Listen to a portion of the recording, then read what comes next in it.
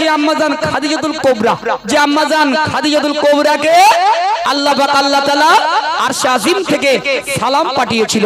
একবার মন খুলে বলুন না সুবহানাল্লাহ, একটু জোরে বলুন। সেই আম্মাজান খাদিজাতুল কুবরাকে আল্লাহ পাক আল্লাহ তাআলা আরশে আজিম থেকে সালাম পাঠিয়েছিল। মায়েরা শুনুন, সেই আম্মাজান খাদিজা ঘরের দরজা জানলা বন্ধ করে সিজদায় পড়ে পড়ে নামাজের পাটিতে মাথা দিয়ে শুধু কাঁদছে।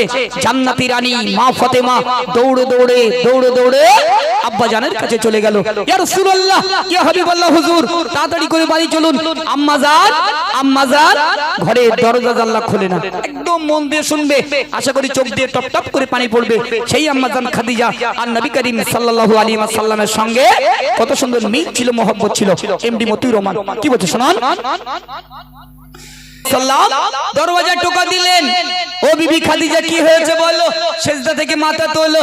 তখন আম্মাজান খাদিজা কাঁদছে আর দয়ার নবীর কাছে দাবি করছে, ইয়া রাসূলুল্লাহ, আমি আম্মাজান খাদিজা, আমার কাফনের কাপড়টা করবেন না। ইয়া রাসূলুল্লাহ, ইয়া হাবিবাল্লাহ, হুজুর আমি আম্মাজান খাদিজা, আমার দাবি হলো আমি যখন মারা যাব আপনার জুব্বা মোবারক দিয়ে আমি আম্মাজান খাদিজা আমার কাফনের কাপড়টা তৈরি করবেন।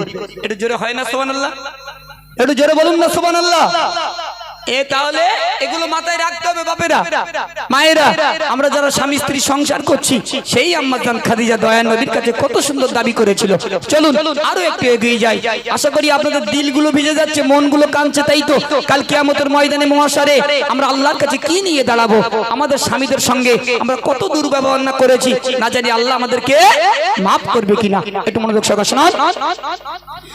মা খাদিজা দুনিয়া হতে নিল যে বিদায়, মা খাদিজা দুনিয়া হতে